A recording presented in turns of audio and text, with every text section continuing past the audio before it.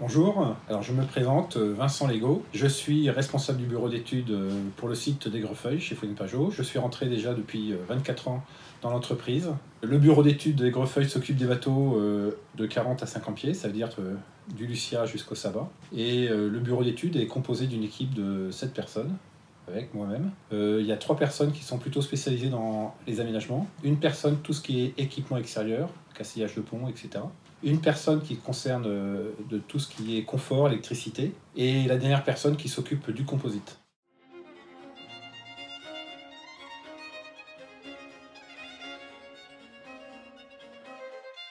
Ces dernières années, on a généralisé la fabrication de toutes les coques, tous les ponts, toutes les cloisons, tous les fly en injection et en infusion.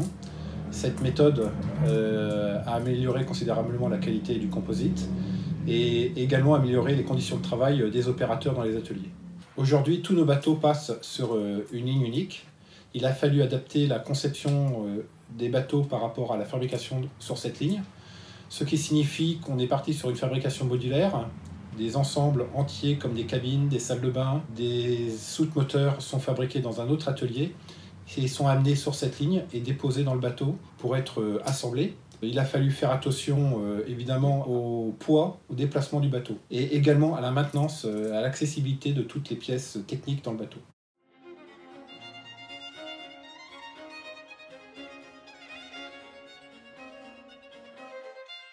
Alors, dans un premier temps, on réfléchit sur la vie à bord, sur la circulation dans le bateau, par exemple la circulation entre le carré et le cockpit.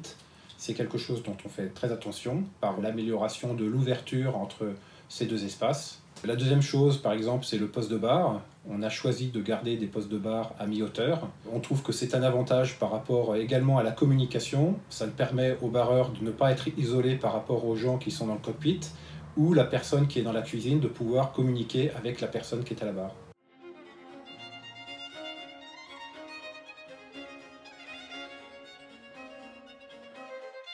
Alors évidemment, la gamme évolue, mais par contre, il y a des marqueurs qu'on retrouve sur nos bateaux. Je prends l'exemple du poste de manœuvre, avec toutes les manœuvres centralisées. Également des formes esthétiques comme les baies. L'angulation du baie avec sa casquette, c'est quelque chose de très remarquable chez Food Pajot. Par contre, effectivement, Olivier Racoupeau nous propose des solutions ou des designs comme les formes d'étraves, qui ont évolué, des formes des étraves inversées, ou des lignes plus tendues. Et ça, c'est des évolutions qu'on s'aperçoit au fil des nouveaux bateaux.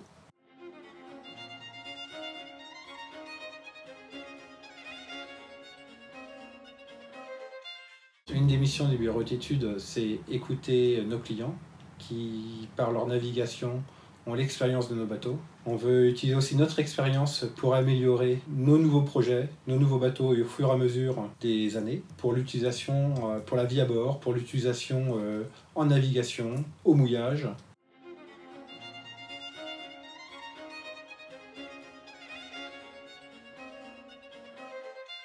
Alors l'énergie à bord est quelque chose de très important. C'est pour ça qu'on propose à nos clients un outil qui s'appelle le Smart Cruising pour gérer l'énergie à bord. Le concept est simple, c'est un synoptique qui permet de voir la production en énergie, qui peut venir des moteurs, du générateur, des panneaux solaires, et également sa consommation, et connaître en permanence l'état de charge des batteries.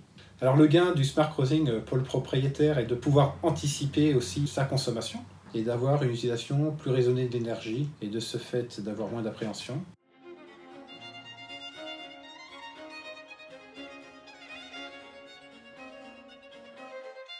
Alors tout d'abord, on a eu une première expérience par la fabrication d'un Saba électrique il y a quelques années, un bateau à propulsion électrique d'Ocean Volt. Ce premier bateau nous a permis d'acquérir une première expérience sur la propulsion électrique et par la suite, ça a débouché sur une collaboration avec la société Volvo. Alors notre rôle était d'écrire un cahier des charges fonctionnel sur l'électromobilité chez Funen Pajot. Alors ça consistait, la première chose, sur la définition de l'utilisation d'un bateau électrique, en navigation au moteur, en navigation à la voile, au mouillage. Il y avait la partie aussi de sécurité, par l'expérience du chantier. On considère que la motorisation est quelque chose, un élément de très important dans un bateau. Et il y avait également aussi d'adapter cette propulsion électrique à notre ligne de fabrication. Alors on a choisi le Lucia parce qu'on pensait que pour cette première expérience, avec Volvo, c'était le bateau le mieux adapté.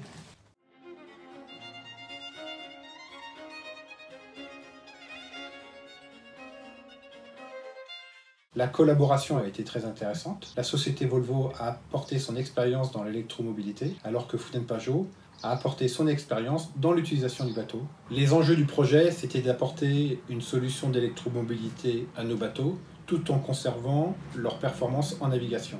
On s'est rendu compte qu'un bateau électrique n'était pas simplement un bateau à propulsion électrique, mais un bateau à utilisation électrique. En effet, le parc batterie est dimensionné par rapport à sa propulsion électrique. De ce fait, on se retrouve à bord avec un grand parc batterie qui peut être utilisé pour l'utilisation de l'air conditionné comme des plaques électriques, sans être obligé de faire fonctionner un groupe électrogène. Pour un propriétaire, l'avantage, c'est de pouvoir passer une nuit à bord, au mouillage, au silence.